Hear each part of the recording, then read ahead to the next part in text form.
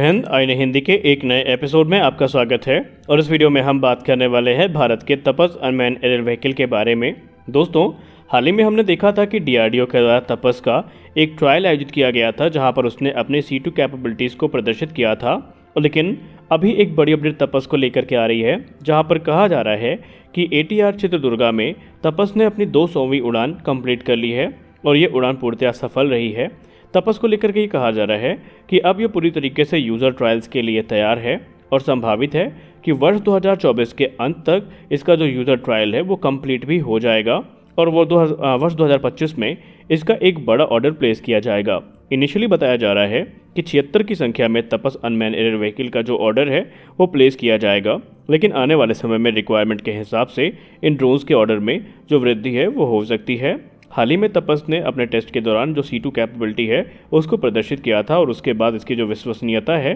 वो काफ़ी ज़्यादा बढ़ गई थी।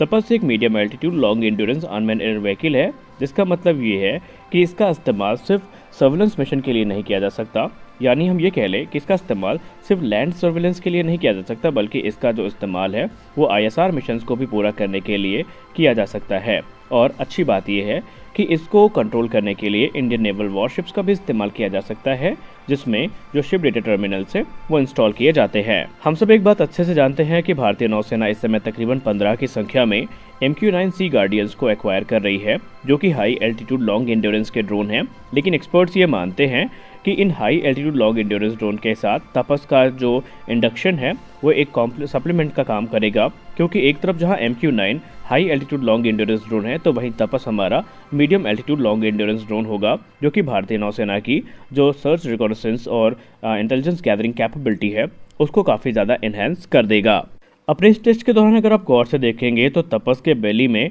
आपको एक डोम दिखाई पड़ेगा। दरअसल माना जाता है कि इस टेस्ट के दौरान तपस मैरीटाइम पेट्रोल रेडार से इक्विप था। जी हाँ, अपने इस रिसेंट ट्रायल के दौरान तपस की बेली में एक माउंटेड डोम देखा जा सकता है, जिसको लेकर के कहा जाता है कि ये जो डोम है बेसिकली ये मैरीटाइम रेडार को कैरी करने के लिए है, जिसका इस्तेमाल सर्विलेंस में किया जाता है। अगर हम मैरीटाइम सर्विलेंस की बात करें या मैरीटाइम सर्विलेंस रेडार की बात करें तो भारत अभी भी इजराइल के ALM 2022 रेडार पे हैविली डिपेंडेंट है और इन्हीं रेडार्स का इस्तेमाल ऑलरेडी भारत के नौसेना के एडवांस लाइट हेलीकॉप्टर मार्क 3 और डॉर्नियर 228 एयरक्राफ्ट पे होता हमें दिखाई पड़ता है। Defence research and development organisation के द्वारा भी एक मैरीटाइम पेट्रोल रेडार विकसित किया गया है, जिसको हम सिंथेटिक अपर्चर रेडार कहते हैं और ये सी क्लटर सप्रेशन फीचर के साथ में आता है ताकि जो स्मॉल टारगेट्स हैं उनको डिटेक्ट किया जा सके। इस रेडार की सबसे खास बात ये है कि ये radar standard air to sea surface search mode जो कि ट्रैक वाले स्कैन के साथ में आता है, इसके अलावा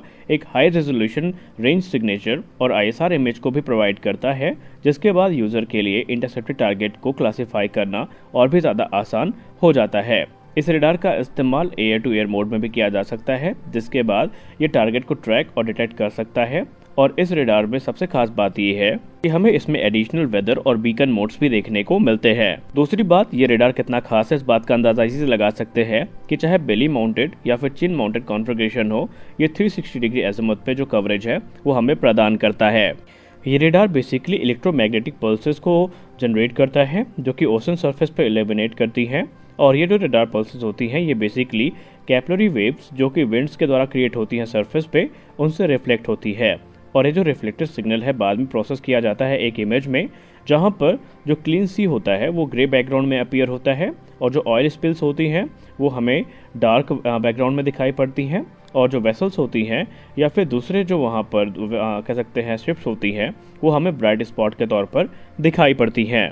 बेसिकली ये जो सिस्टम है इसे नेवल एडवांस लाइट हेलीकॉप्टर में मैरीटाइम पेट्रोल मिशंस के लिए डेवलप किया गया था, लेकिन इसको इस्तेमाल जो फिक्स विंग के प्लेटफॉर्म्स हैं उनमें भी किया जा सकता है। ऑलरेडी नेवल ALH के द्वारा इसके जो यूज़र एसोसिएटेड टेक्निकल ट्रायल्स हैं इस रेडार के वो कंप्लीट हो चुके हैं, यानी यूज़र एसोसिएटेड टेक्निकल ट्रायल्स इस रेडार के ऑलरेडी इंडियन नेवी के जो एडवांस लाइट हेलीकॉप्टर्स हैं उनके द्वारा कंप्लीट किए जा चुके हैं। अब अगर हम एरो इंडिया 2023 की बात माने तो जिष्णु कम्युनिकेशंस प्राइवेट लिमिटेड के द्वारा DRDO के जो मैरीटाइम पेट्रोल रेडार्स हैं इनको डेमोन्स्ट्रेट किया गया था और वहां पर हमें एक नई बात पता चली थी कि इन रेडार्स को सिर्फ हेलीकॉप्टर्स में ही यूज़ नहीं किया जाएगा, बल्कि इनका इस्तेमाल एयरक्राफ्ट में भी हमें होता दिखाई पड़ेगा। और आने वाले समय में भारत के जो अनमैन एरियल व्हीकल्स हैं जिसमें DRDO का तपस और आर्चर एनजी जैसे ड्रोन हैं उनमें भी इन सिस्टम्स का इस्तेमाल होता हमें दिखाई पड़ेगा। तो जाहिर सी बात है कि इन एडवांस सिस्टम के लगने के बाद तपस और आर्चर एनजी की जो कैपेबिलिटीज़ हैं वो काफ़ी ज़्यादा इन्हेंस भी होने वाली हैं।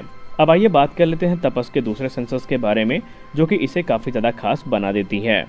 तपस अनमैन्ड एयर व्हीकल को मीडियम और लॉन्ग रेंज के इलेक्ट्रो ऑप्टिकल सेंसर से भी इक्विप किया गया है जो कि इमेजेस और वीडियोस को कैप्चर करने की कैपेबिलिटी के साथ में आते हैं। फिर चाहे दिन हो या रात हो या किसी प्रकार का मौसम हो, ये हाई रेजोल्यूशन की वीडियो और इमेजेस को कैप्चर कर सकते हैं। बाद में इन्हीं वीडियोस और इमेजेस का इस्तेमाल हम दूसरे मिशंस में भी कर सकते हैं, जैसे कि जो इलेक्ट्रो ऑप्टिकल सेंसर्स की सहायता से इमेजेस कैप्चर करी जाती हैं वो काफ़ी हाई रेजोल्यूशन की होती हैं और बाद में इनका इस्तेमाल सर्विलेंस रिकॉनेसेंस मिशन में भी किया जा सकता है, या फिर इनका इस्तेमाल जो एनिमी की मूवमेंट है उसको लेकर के जो जानकारी है वो प्राप्त करने के लिए किया जा सकता है और दुश्मन पर नज़र बनाई रखी जा सकती है। ये जो इमेजेस और वीडियोस कैप्चर किए जाते हैं बेसिकली ये कैप्चर किए जाते हैं इलेक्ट्रो ऑप्टिक सेंसर्स और सिंथेटिक अपर्चर रेडार की सहायता से। बाद में इनका इस्तेमाल हाई रेजोल्यूशन इमेजेस को क्रिएट करने के लिए किया जा सकता है, जिनका इस्तेमाल इलेक्ट्रॉनिक इंटेलिजेंस, कम्युनिकेशन इंटेलिजेंस और ISR मिशन में किया जा सकता है, फिर चाहे वेदर कंडीशंस कैसी भी हो।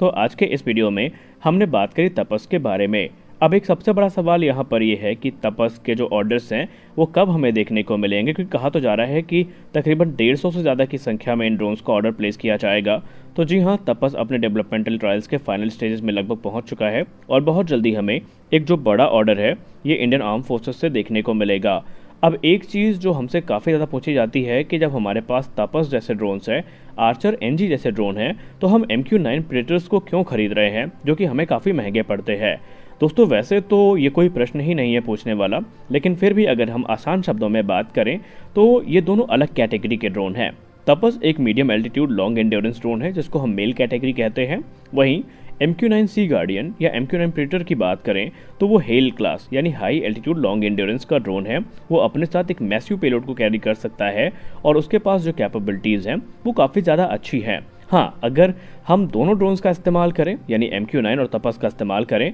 तो निस्संदेह हमारी जो